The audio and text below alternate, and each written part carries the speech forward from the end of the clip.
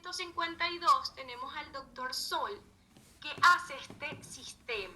Era un sistema donde se pone una banda en el pectoral y se le daba corriente desde afuera al paciente. ¿Qué pasaba aquí? Que el paciente se lograba estimular el corazón con energía externa. Miren esto, aquí está estimulando y se le daba el ritmo al corazón. Fíjense cómo va, aquí es un electro. Se apagaba la estimulación y paraba el corazón del paciente. Volvía a la estimulación y aquí va el ritmo. Pero este ritmo era originado por este aparato. Tenía muchas limitaciones este sistema, empezando por lo doloroso que era para el paciente. Los pacientes tenían que estar completamente sedados porque al estimular de afuera hacia adentro, yo generaba estimulación del pectoral, generaba quemaduras en el tórax del paciente de tanta energía que se le tenía que entregar. Entonces no fue un sistema que fuera algo permanente o que ayudara a los pacientes.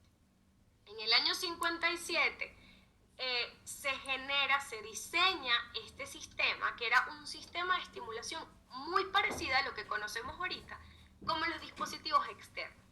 Seguíamos con una brecha grande. ¿Por qué? Porque no encontraban, en ese momento, en el año 57, todavía no encontraban una solución para los pacientes que tenían bradicardia permanente, que no era solo aquellos que salían de quirófano con un bloqueo intermitente, pasajero, transitorio, ni para esos que les daba un infarto y sobrevivían iban a tener una pausa transitoria.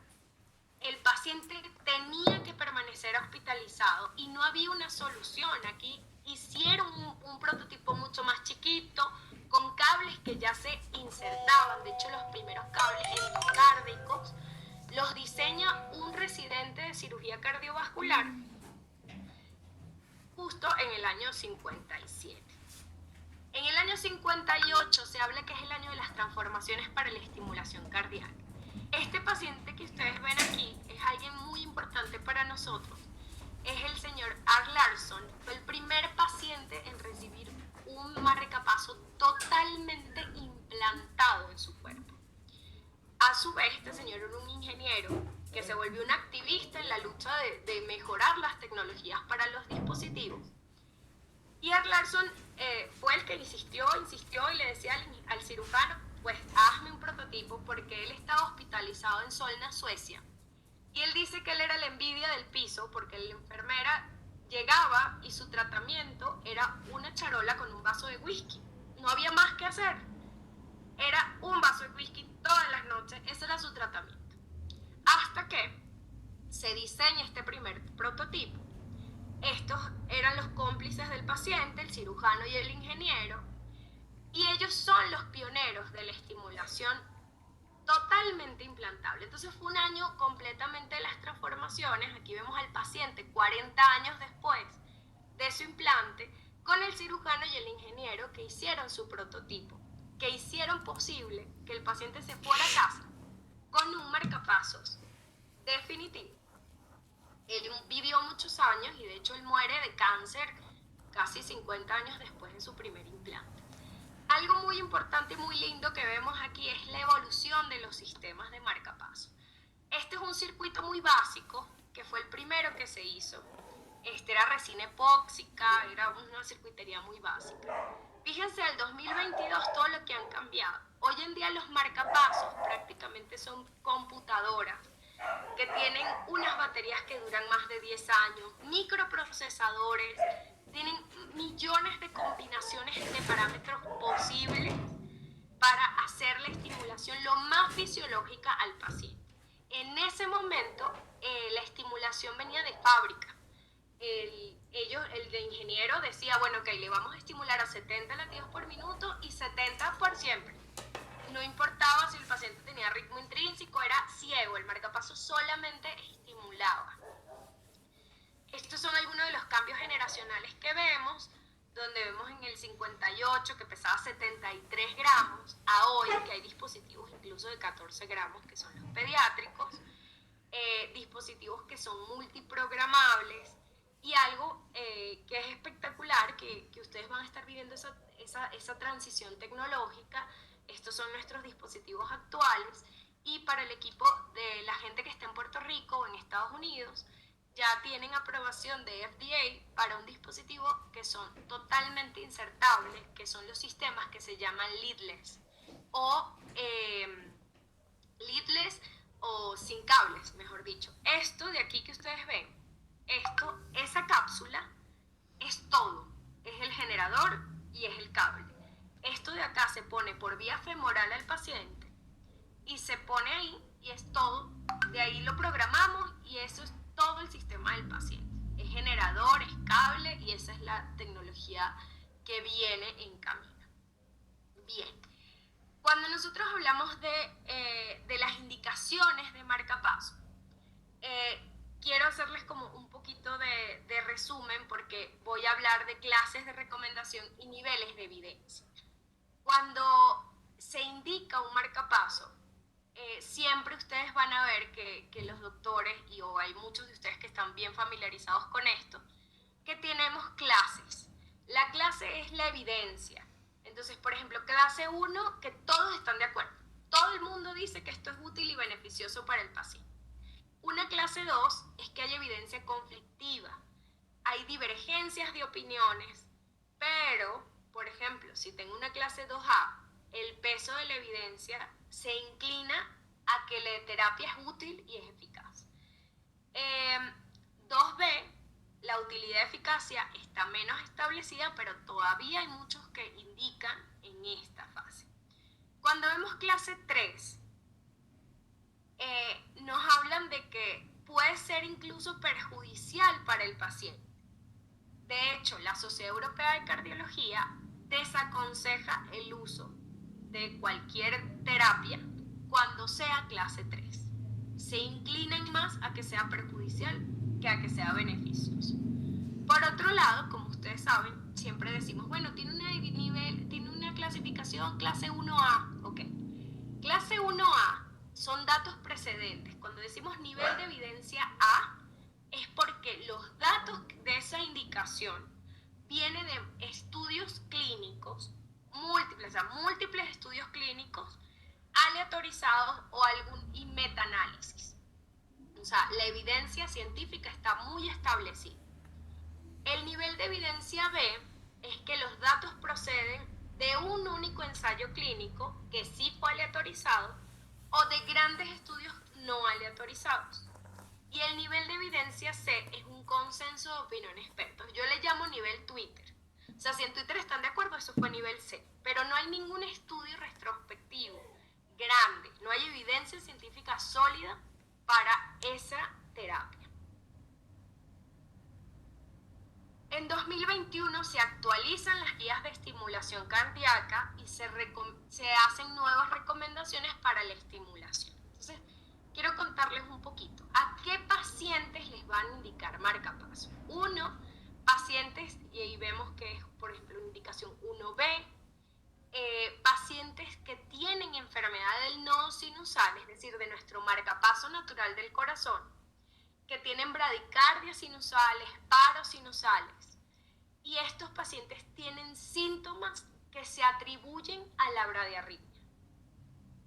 Pacientes también que tengan síndrome de braditaqui, hacen la taquicardia y justo después de la taquicardia viene una bradicardia muy sintomática para esto. Entonces, la estimulación va a estar indicada para corregir esa bradiarritmia que se origina después de la taquicardia y de esa manera también poder tratar farmacológicamente la taquicardia que tiene el paciente.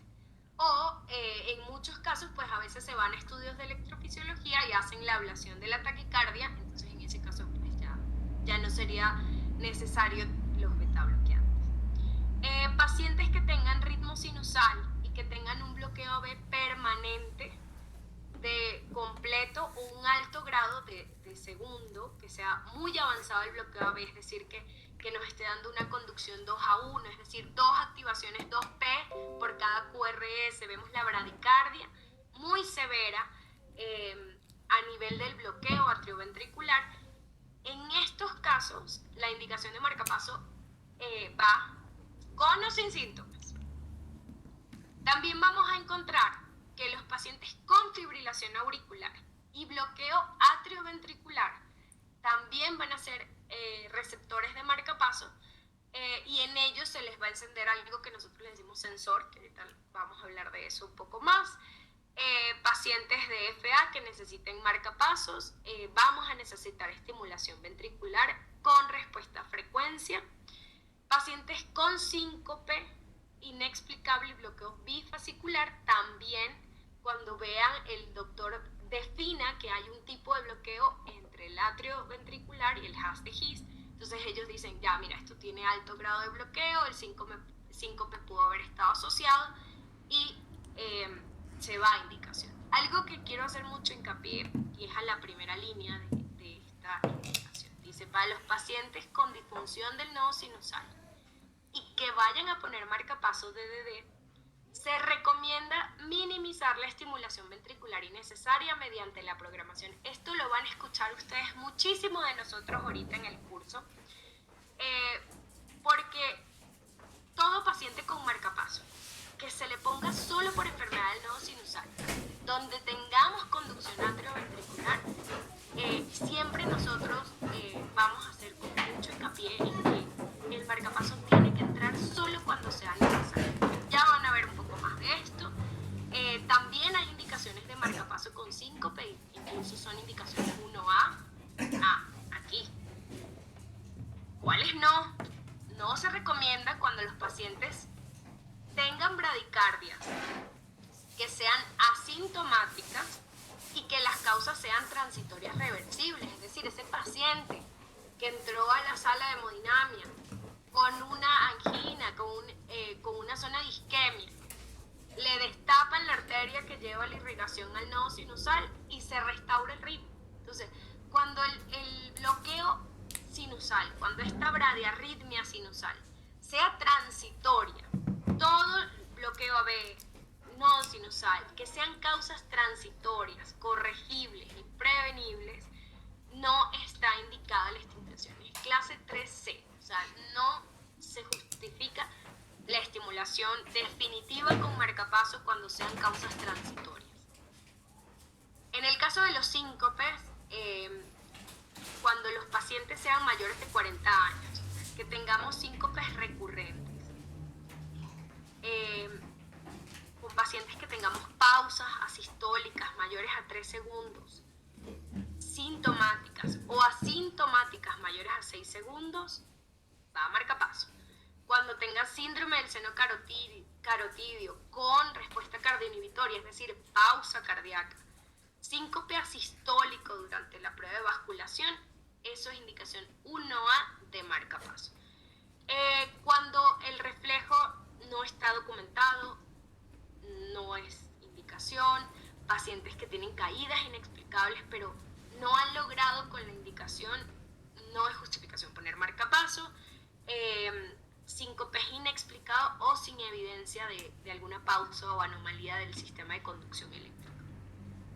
Otras indicaciones que ustedes pueden encontrar y que seguramente los que están en sala de hemodinamia es algo muy común para ustedes, posimplante de TAVI, que hayan quedado con un alto grado de bloqueo AB o bloqueo AB completo, justo después de 24 o 48 horas después de la TAVI, pacientes con cardiopatías congénitas, algunas enfermedades raras neuromusculares como la distrofia miotónica tipo 1, que nos dé bloqueo AB de segundo y tercer grado.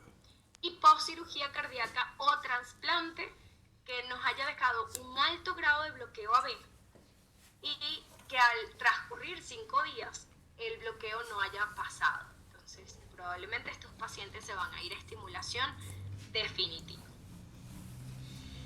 Ante estos síntomas, lo más común es, bueno, por supuesto, la anamnesis del paciente, ver cuál es su riesgo cardiovascular, hacer la interrogación completa, cuáles son los antecedentes familiares, cuál tratamiento médico lleva, la exploración física, tomando el pulso, podemos saber si el paciente está bradicárdico, sobre todo estas bradicardias diurnas, el electrocardiograma y algún estudio de imagen cardíaca que sea necesario. No sé si hay alguna pregunta hasta aquí.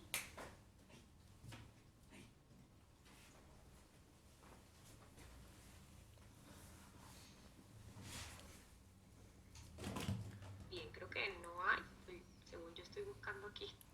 El pero no veo. Preguntas y respuestas.